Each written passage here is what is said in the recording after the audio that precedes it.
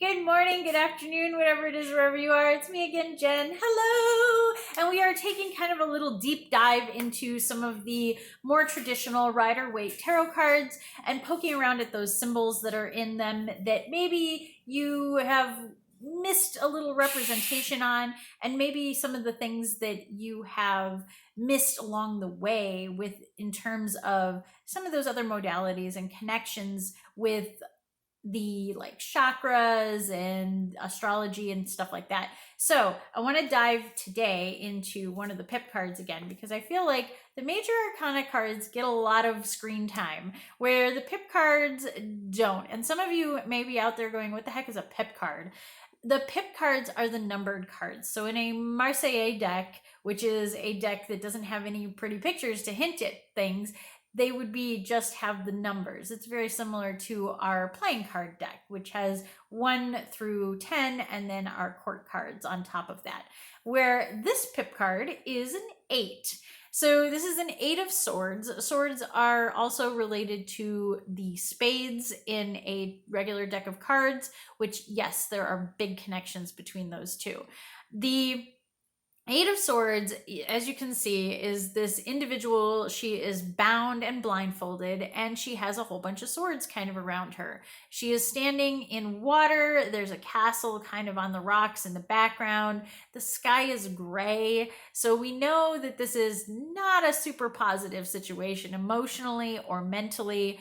But if we look at this, we can see again the emotions are still flowing. She still has something, some of her heart connection to things.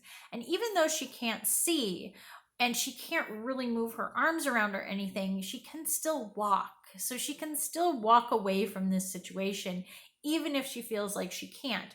The other thing to point out is the swords are not completely surrounding her. They're just kind of arched behind her, where she could, if she just has faith, she can walk forward and get herself out of this situation. Now, knowing this and knowing people who have been in that kind of victim mentality, that victim state, where they do feel like they're blindfolded, they can't see a way out. It is also important to point out that this is an 8 card.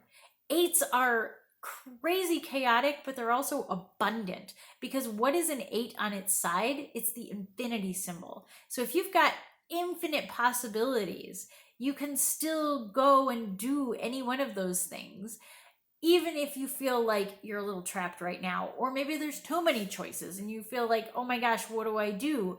But also that chaos that comes with the 8 of like things are kind of crumbling around you when the world is falling apart. Keep in mind that's you're birthing something new. Every ending kind of begins something new and exciting and all of that kind of stuff. What's interesting too about this card is that, again, astrologically speaking, it connects to Jupiter, which is expansive and abundant. So if you do feel the victim mentality, you will continue to feel the victim mentality until you shake yourself out of it. And if you feel like it's okay, I'm at rock bottom, I can grow from this, I'll get out of this, you can do that too, because it'll expand whatever you put out there. And that brings me to what this card is connected to in other cards of the tarot. So this is another thing that some people don't really look into. They're like, okay, well, they're connected when they're in a spread, but they're also always connected to one another kind of in bigger picture ways. So while the other cards may have similar modalities, look at how many cards are connected to this one. So in this case, we have the Star and Strength. We already talked about the Star, and I'll probably talk about Strength in another video if I haven't already. So the Star card is your authenticity, who you are inside, and how you connect to the divine. Strength is a little more tangible. It's how you kind of push through things, how you get through to the world.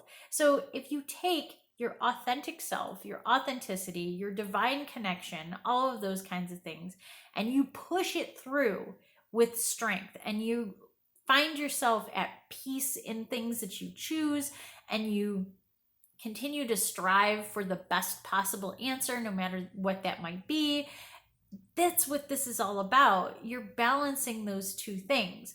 Also, interestingly enough, the astrology sign that goes with this one is Gemini, which is twofold. So you've got two sides to this. You can fold and be crumpled under the pressure of being the victim of things, or you can use the lessons that you've been taught and grow and use that as a strength. It very much is, if it doesn't kill you, it makes you stronger kind of card. And yes, I know eventually we're all like, there's too much. Am I stronger yet? Because I really want to be stronger now, because I think I'm done with all of this it can make you stronger yet stuff. But I hope some of that gave you a little insight in how to look at the cards in relation to one another, whether or not they're in a spread, so that you can kind of get the messages from the cards that may not even be present through this smaller card, through this kind of lesser card. But in any case, I hope you're enjoying this. It's a little bit of a different deep dive. I don't have a new tarot deck for you guys. Hopefully I'll have another new one next month, but this is how I'm choosing to kind of dig deep a little bit in May. All right, until next time, stay safe, stay healthy, stay happy. Bye.